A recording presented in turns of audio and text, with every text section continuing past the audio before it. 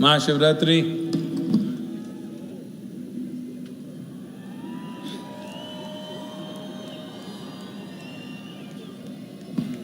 is perceived and celebrated in different contexts by different people. For people who are grihasthas or who live in the family structure, they see this day as the day Shiva and Parvati got married. It's Shiva's wedding day. Ambitious people in the world see Mahashivratri as a day when Shiva conquered all his enemies. Those who are in conquest of life see it that way. Those who are on the spiritual path see this as a day when Shiva became still. So still, he became one with Kailash. Different ways as it's relevant for the lifestyles that people live.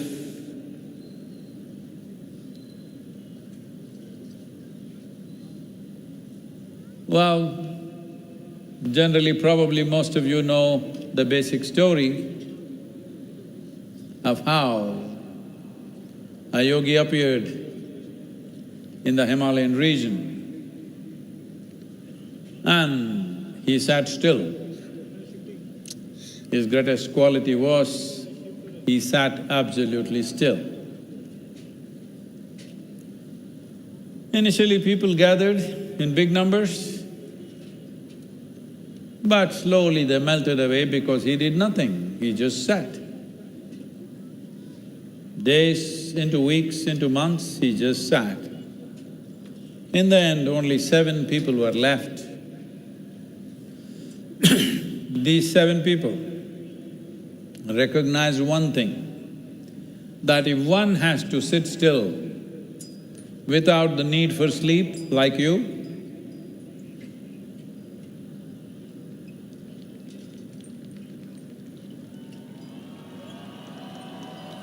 rest or sleeping, is it? What's happening to the rest?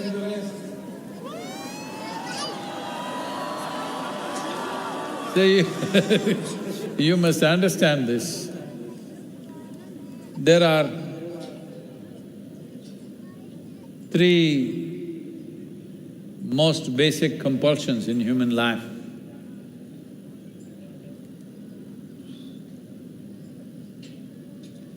One is food, hunger. When you're hungry, to simply sit here not bothering about it takes a lot of strength. Even more compulsive process is sleep. When it comes, it doesn't ask your permission, it just knocks you down. Hello? You're saying yes? Today, no.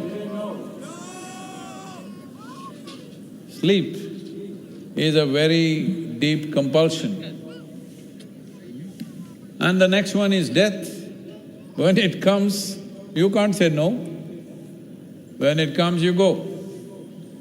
So these are the 3 most fundamental compulsions in human life: hunger, sleep and death. Today you're handling only one thing, sleep. Say, I'm very easy on you. Annadanam is there, you can eat. I won't let you die. You should not sleep. Already gone. I want to see… these lights, I can't see anything, I want to hear some signs of life.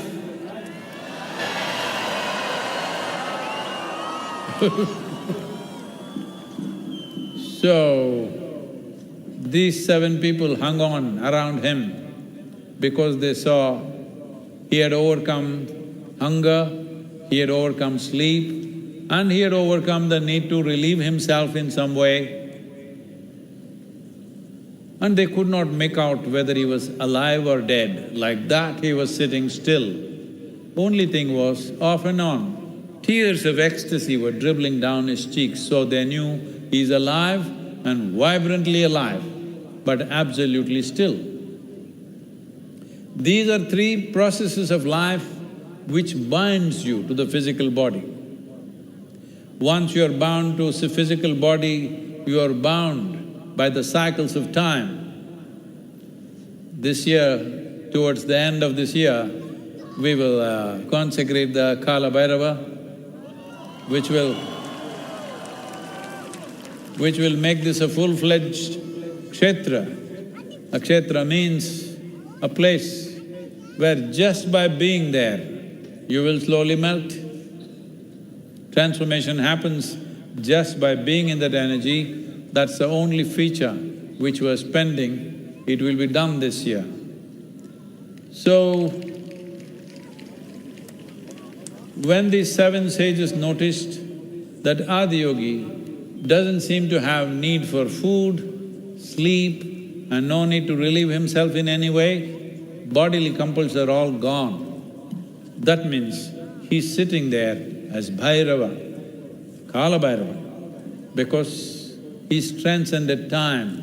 When you transcend physicality, you transcend time. You must understand your idea of time or your experience of time is largely due to the cyclical movements. Planet spins once, we call it a day. Moon goes around, we call it a month.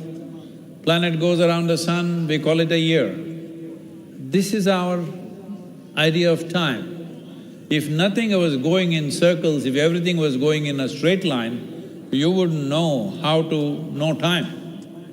Cycles of the planets, cycles of the moon, cycles of our own bodies. This is what is telling us time. Right now, it's telling time. Today, are we going to transcend time at least for one night? The nature of time is cyclical in your experience. The experiential time is cyclical. And everything that's physical is cyclical. From a single atom to the whole cosmos, everything is in cycles. When you're caught up in these cycles, or when you're ruled by these cycles, we say you're in samsara. Samsara doesn't mean family. In Tamil, most people think samsara means wife, I think. No, that's not what it means. Samsara means cycles. You're caught up in the cycles of time. That's what samsara means. Sannyasa means you have liberated yourself from the cycles of time. How do you liberate yourself from the cycles of time? It's only because of the body. One night in a year, to sit up alert. How many issues?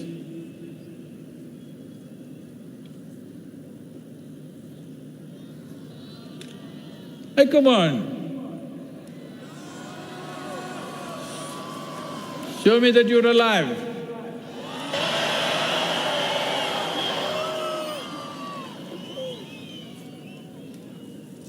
So, to sit up one night, there's a lot of struggle for a whole lot of people.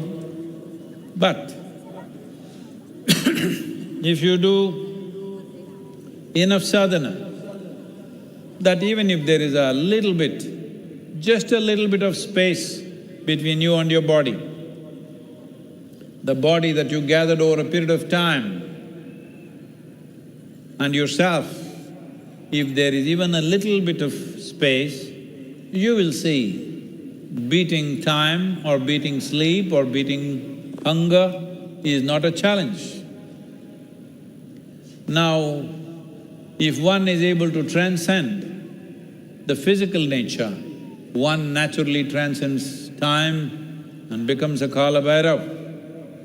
But these 7 people were mesmerized by his stillness and an unexplained sense of ecstasy within themselves just looking at him. Are you feeling that, looking at him? They were totally mesmerized. They spent years, they wanted to learn everything that he knows. So he said, 112 ways I will teach you. But 112 was too much for each individual. Intellectually, in terms of understanding, and experientially, in terms of being able to sustain that, was a bit too much. So he divided it into 7 parts, 16 aspects to each one of them, he taught. Each one mastered these 16 aspects. And then when he felt they have become genuinely shining beings, he said, it's time you go and share this with the rest of the world. You must leave. They did not know any other world other than him. They looked at him, we should actually leave. He said, yes, you must leave. You must take this to the world. When they were about to leave, he said, what about Guru Dakshina? You know these gurus. They looked at him, Guru Dakshina, what do we have? We don't own anything other than the loincloth that we wear. We don't have nothing to give you. What to give? They looked at each other. But he sat there nonchalantly. No, before you leave you must pay Guru Dakshina. So Agastya Muni looked into this and said, the only precious thing that I have within me is the 16 aspects, these 16 gems that I collected from you in all these years of sadhana. I place this 16 at your feet and I will go empty-handed. Everybody else took the cue and all the other 6 also did the same. And they left empty-handed after years of sadhana, years of hardship. They left with nothing in their hands. Because they left with nothing, each one of them carried 112 ways with them.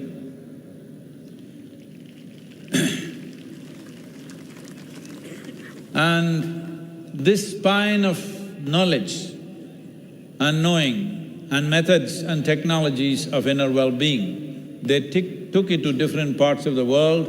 One of them went to Central Asia, the other one went to North Africa, another one went to South America, one went to Southeast Asia, one stayed back with him, and Agastya Muni came down to southern India. We hold him as the father of southern mysticism. Everything that we know here is just a little bit of what he was. He built a huge mansion here. He made sure every human habitation south of Vindhyas, without exception, must have some spiritual process. Spiritual process not as a withdrawal process, as they live. Every aspect of life should have an element of spiritual process. This is how he taught spirituality. Even today, in southern India, particularly in these parts of the country,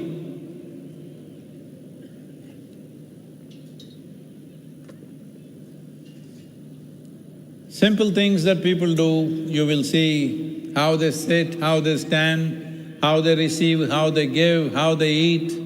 For all this there are postures and mudras. Even today, in remotest parts of Tamil Nadu, Karnataka, Andhra Pradesh, people are practicing this unknowingly. Lot of distortion has happened. But this is what it is. The yogic sciences on mass application became our dharma. A little diluted and distorted, but still it is working. Still it is working because the level of hardship the last few generations of people have gone through in these parts of the nation poverty, disease, death, punishments from occupying forces, untold levels of exploitation, humiliation. They endured all this and still remained stable. This is only because there is spiritual process in daily life.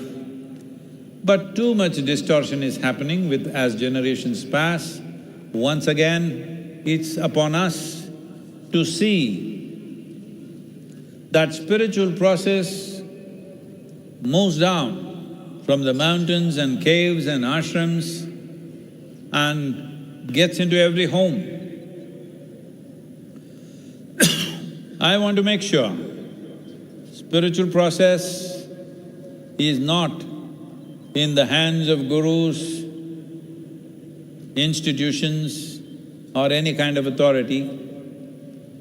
Like our mothers taught us how to brush our teeth, like that, spiritual process should happen in every home. Only then, genuinely you will create a nation and a world which will benefit from that. Otherwise, it'll remain the exclusive property of a few, which unfortunately it's been in the last 600 to 800 years because of variety of situations that we have faced of occupation, invasions and variety of other exploitations.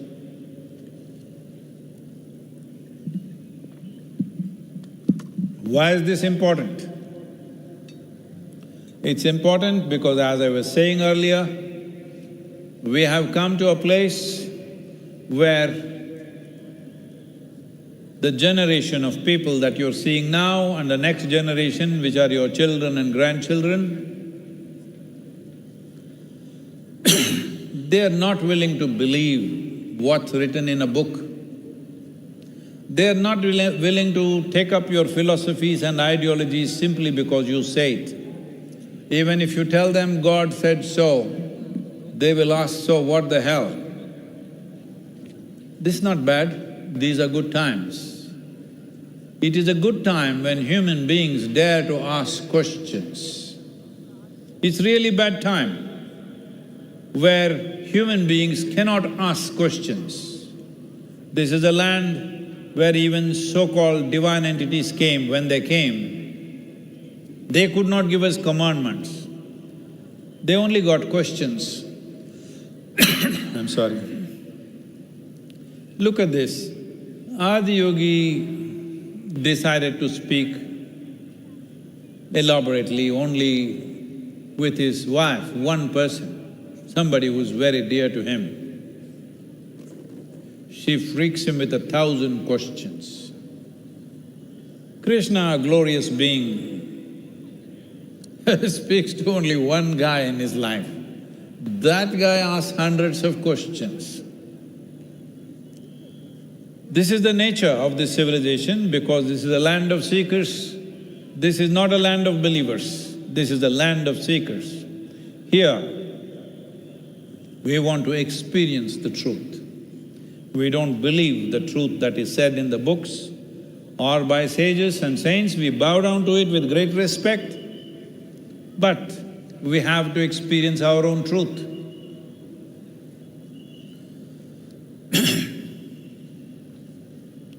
It's important to understand that this is a civilization where authority is not the truth. Truth is the only authority.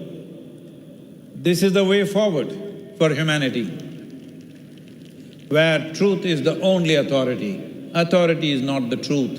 Because it's said in a holy book, it's not a truth for us. Because somebody who claims to be an agent of God, it is not a truth for us. I'm so sorry.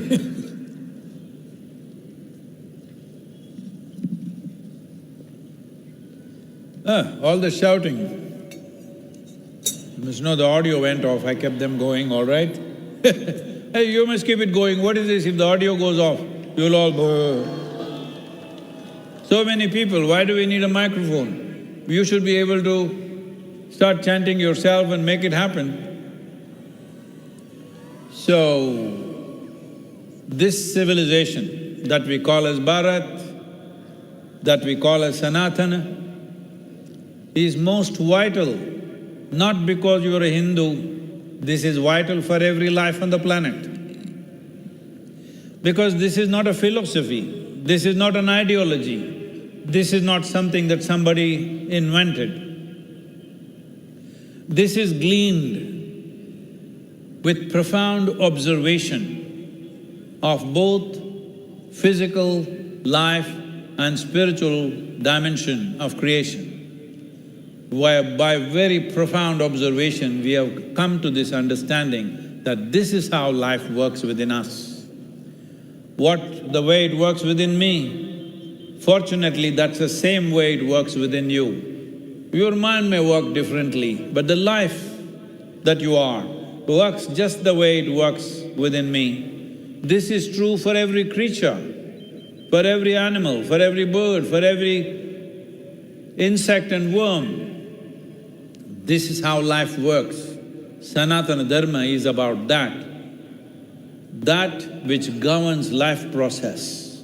This is vital not just for this country, not just for the people who identify as Hindu, this is vital for every creature on this planet, this is vital for every human being on this planet.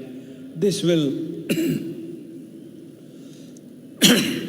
always be relevant for all people and all life on this planet. As a part of this,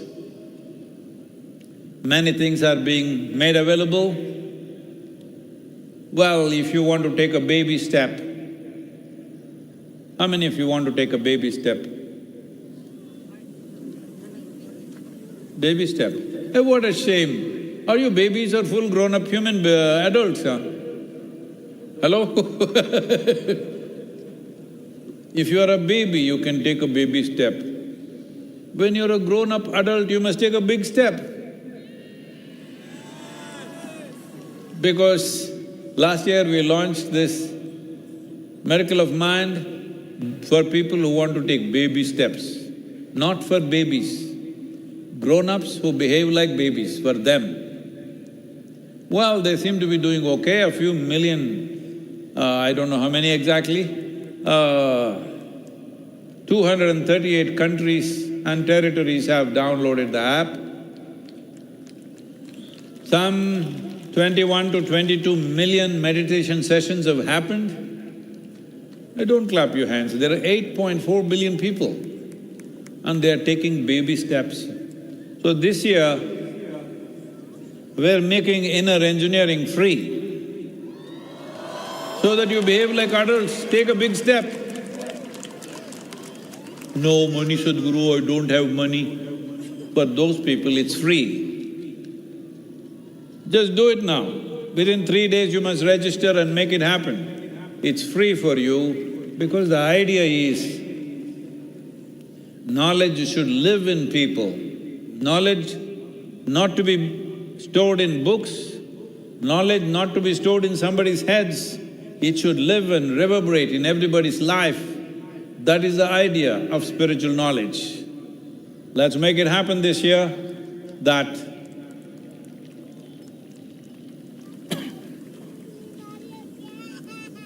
spirituality doesn't remain a fringe in the world. As there is life breath, everybody should know the life process, how it happens and what they can do about it to live as full-fledged lives.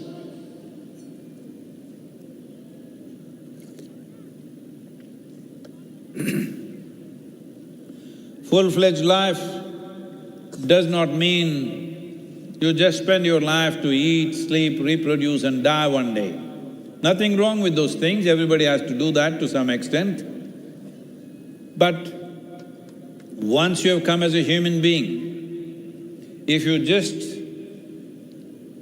limit yourself to these fundamental activities of survival, of eating, sleeping, reproduction and dying one day, you will go unfulfilled. It's my wish and my blessing. In this generation, no human being should go unfulfilled. Those of you who are sleeping, I'm telling you, nobody should go unfulfilled.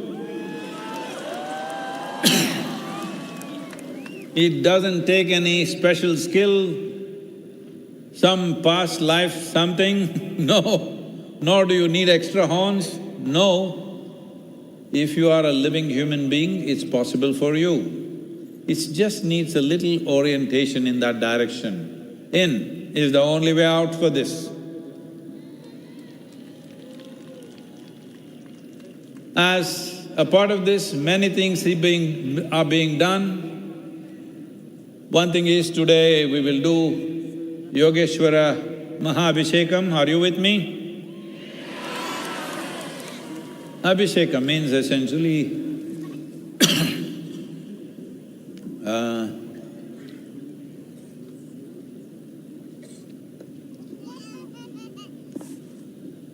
it is a way of getting the linga wet with certain substances, because when it's wet, your ability to feel it becomes better. If you could give all of you a shower, no clouds in the sky, what shall I do? If we could give all of you a shower, then you would be far more receptive if your bodies were also wet, because that's how you were supposed to go into the temples, always take a dip in the kund and then go into the temple. The linga is also kept wet all the time. As you've seen in the Dhyana linga, it's always dripping water. Here we will do a Mahabhisheka today. Please participate. And you must do the chanting, not me, okay? I've already screamed too much. Hello? Just check your neighbor, elbow them a little bit. Hello? Make sure they're awake. You know, there is a tradition in southern India. There's a tradition in southern India that when most of the homes had tile roofing at one time, it was part of the duty for the young people, for youth and children, to take pebbles and throw it on everybody's tile roof, so that just in case somebody has fallen asleep, they must come awake on Mahashivratri night. So it seems there is there is lot of benefit in keeping your neighbor awake. Hello? Both sides. Are you doing that?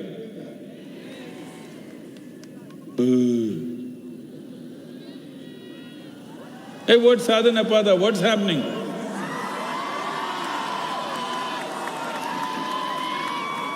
Samskriti, what's happening here? Isha homeschool. Hey, what rest of you?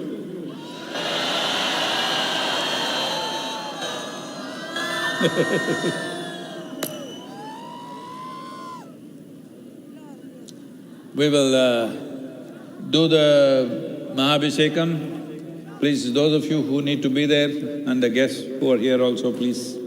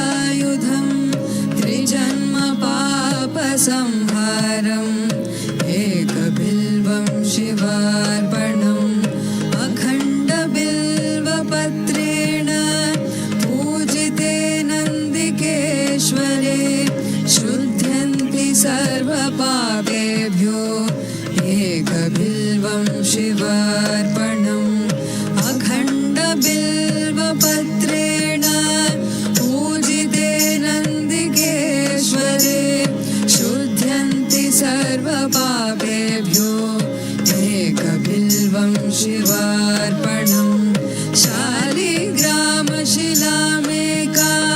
विप्राणां जातु जार्पये सोमयज्ञमहापुण्यम् एकबिल्वं शिवार्पणम् शालिग्रामशिलामेकां विप्राणां जातु जार्पये सोमयज्ञमहापुण्यम् एकबिल्वं शिवार्पणम्